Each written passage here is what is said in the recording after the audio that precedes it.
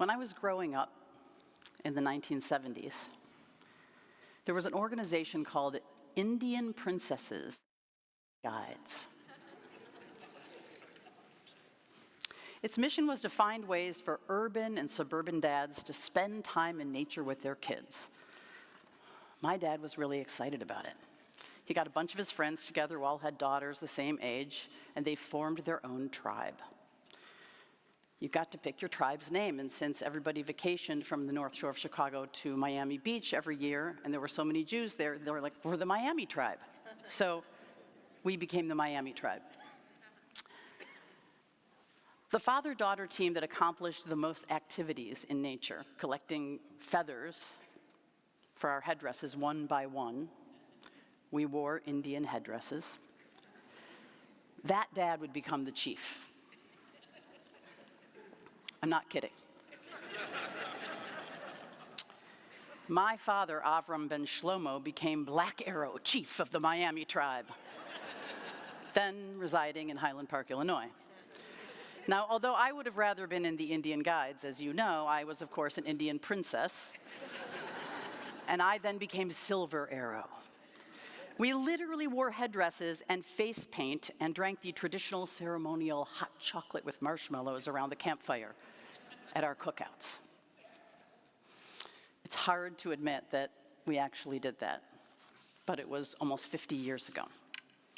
And I did get out into nature, and I went camping, and I learned how to start a fire and chop wood and be comfortable in the wilderness, a wilderness we all came from and we all used to live in. I got to take off my shoes and get my feet dirty, and I learned reverence for creation. As you might imagine, the Indian princesses are not so popular anymore. So why would I admit it now? Why not just throw away the few pictures I have in war paint and pretend it never happened? Because I can't.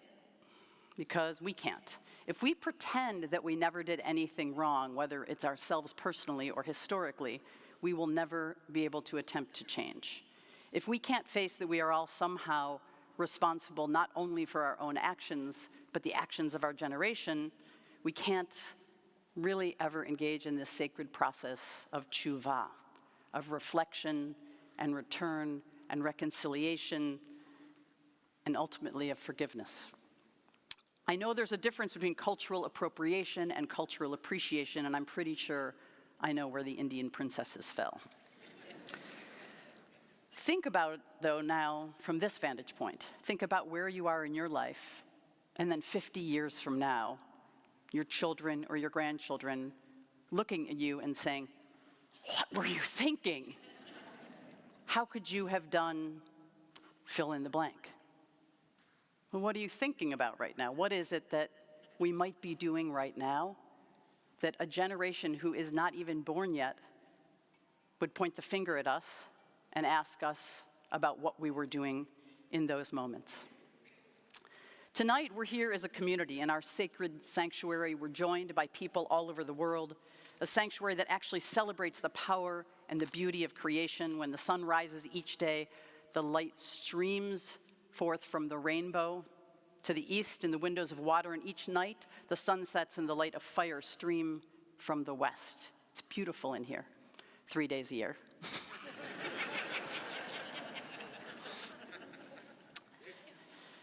According to our own story of creation, because this is Hayom Harat Olam, the birthday of the world, the celebration of creation, the creation of humanity and of the world, 5,784 New Years ago, we were forced out of the Garden Eden when our relationship with the creator of the universe, also known as God, and with nature was ruptured.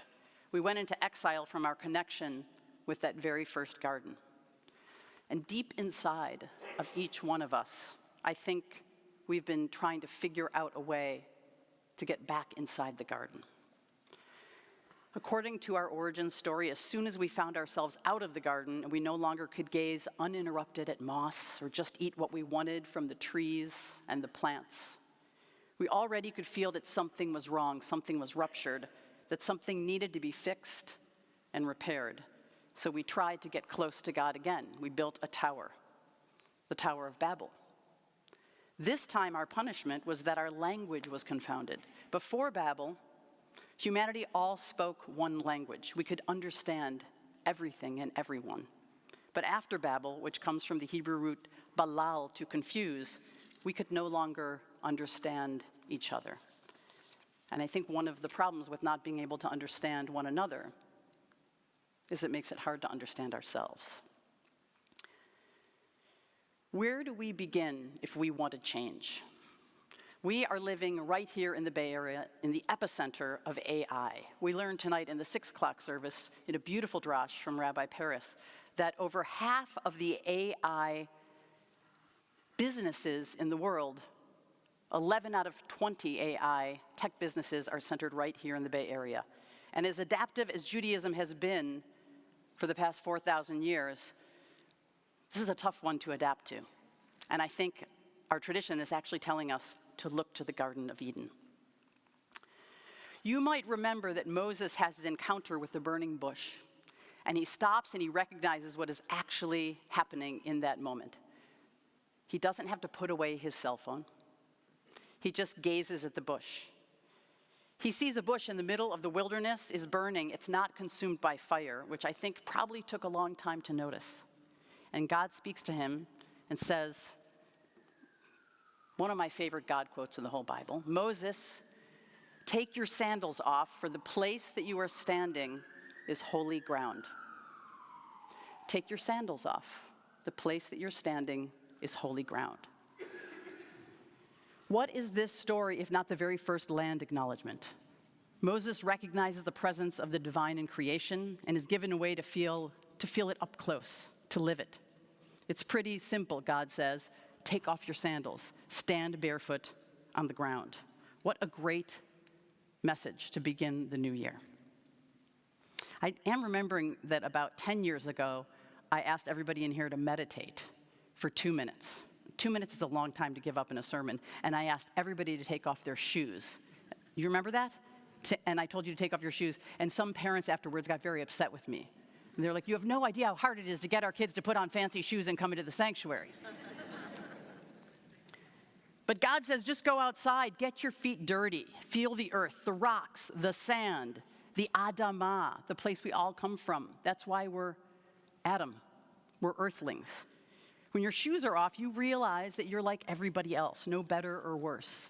It doesn't matter if you're wearing Prada or Allbirds, because we're all from the same place. We have the same feet.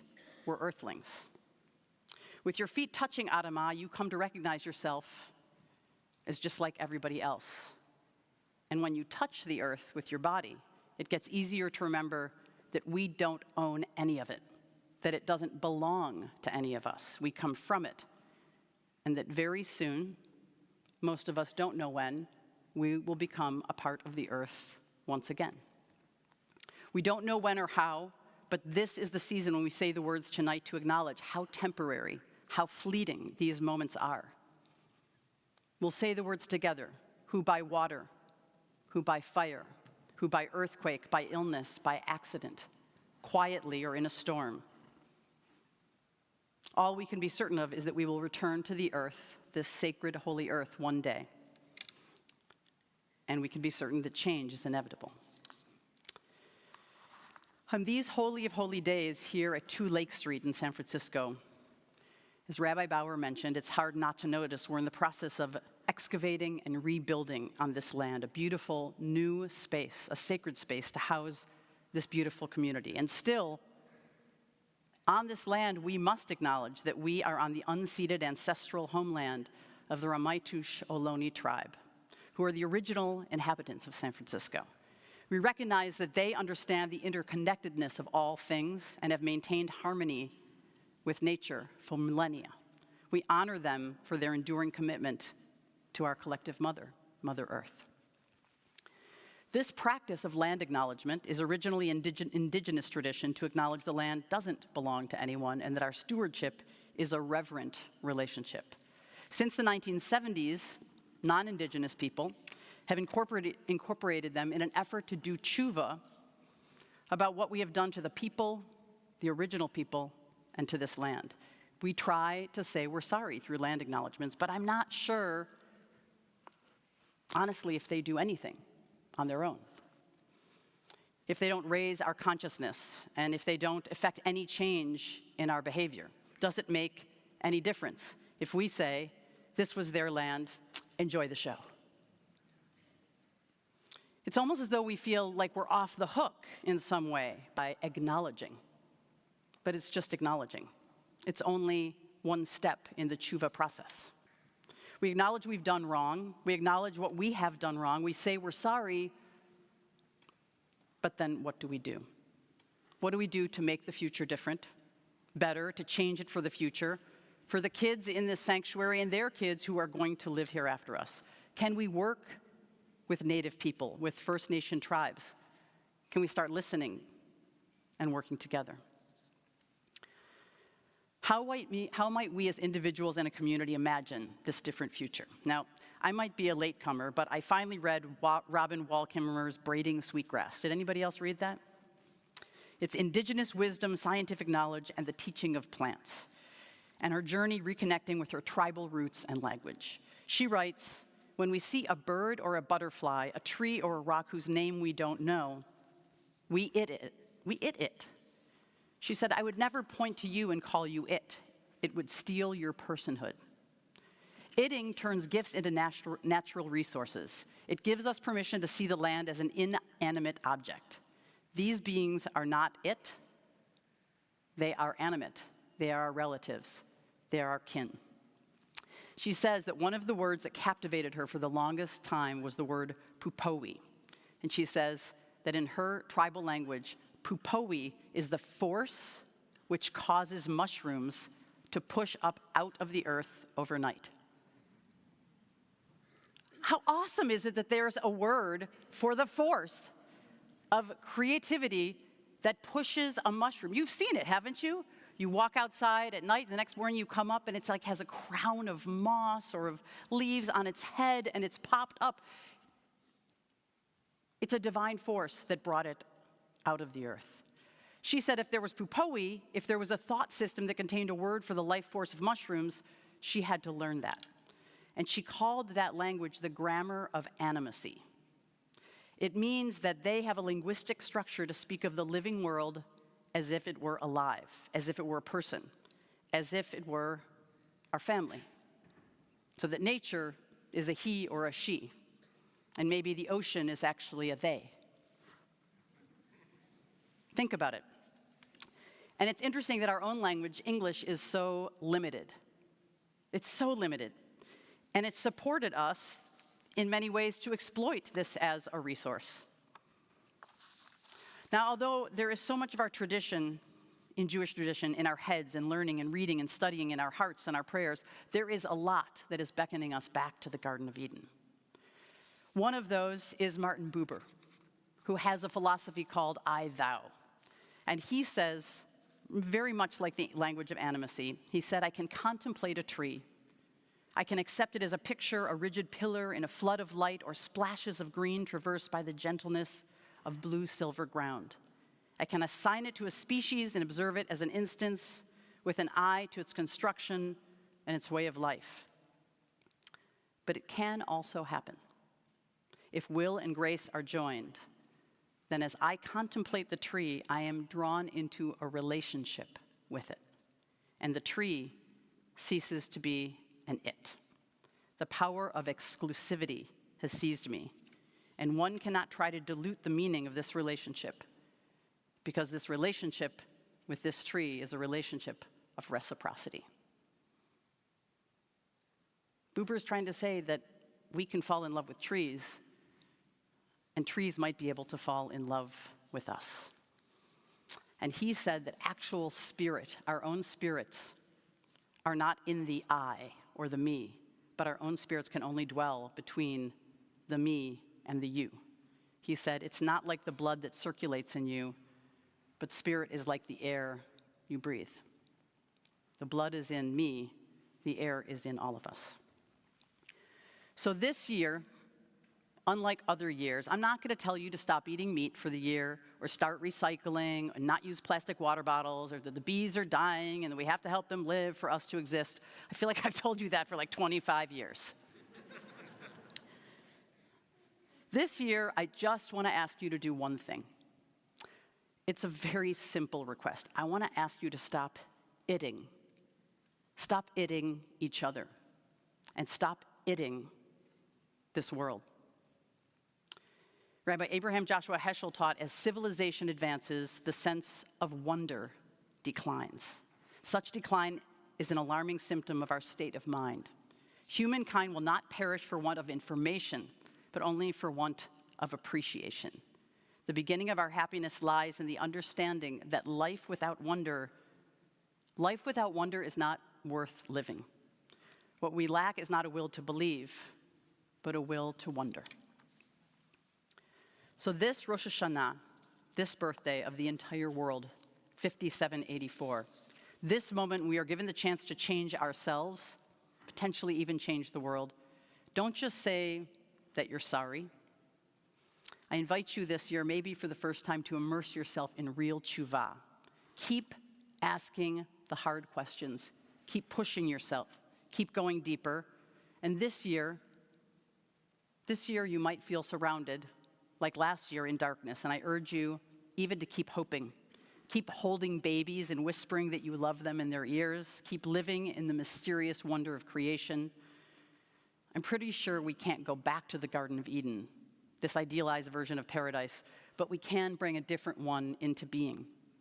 I think our children, the next generation, deserves that taste of paradise, that ability to walk on moss with their bare feet in a forest, to taste rain, to witness pupoi, that energy that causes mushrooms to emerge from the earth overnight.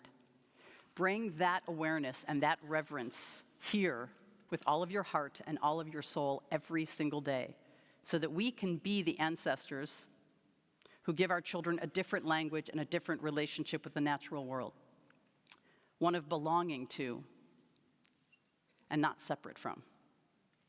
This year, I invite you to say the blessing of creation every time you witness it, for lightning, for thunder, for oceans, for shooting stars, for the wind, for the rivers, for the mountain. Just imagine in your everyday life, if you stop wherever you are, it doesn't matter who you're with. It could be an Uber driver, you could be at work, you could be at dinner, you just stop and you say, Baruch atah Adonai Eloheinu melech haolam, oseh ma'aseh v'reishit. That will get a lot of people's attention. In the same way that this past week, I decided I would just carry the shofar with me everywhere I went, because it's San Francisco and I didn't want my car broken into, and so I carried it with me everywhere I went. It was amazing. So many people wanted me to blow it, and then they were so excited to be Jewish. Some of them are here. I gave them tickets. Just people from the street. Is that an animal horn? Yes, we're Jewish. We blow an animal horn once a year. Come on in. It's pretty cool. Remember, Judaism is a lunar-based tradition. Tonight, on Rosh HaShanah, is also Rosh Chodesh. There's just a tiny sliver of the moon out there. Go and find it and say that blessing. And remember that Rabbi Nachman of Bratslav said, grant me the ability to be alone. May it be my custom to go outdoors each day, among the trees and the grasses, among all growing things. And there may I be alone to talk with the one to whom I belong. This Rosh Hashanah, don't forget the ground you are standing on is holy ground. So take off your shoes. Let's show Mother Earth how much we love her. Shana Tova.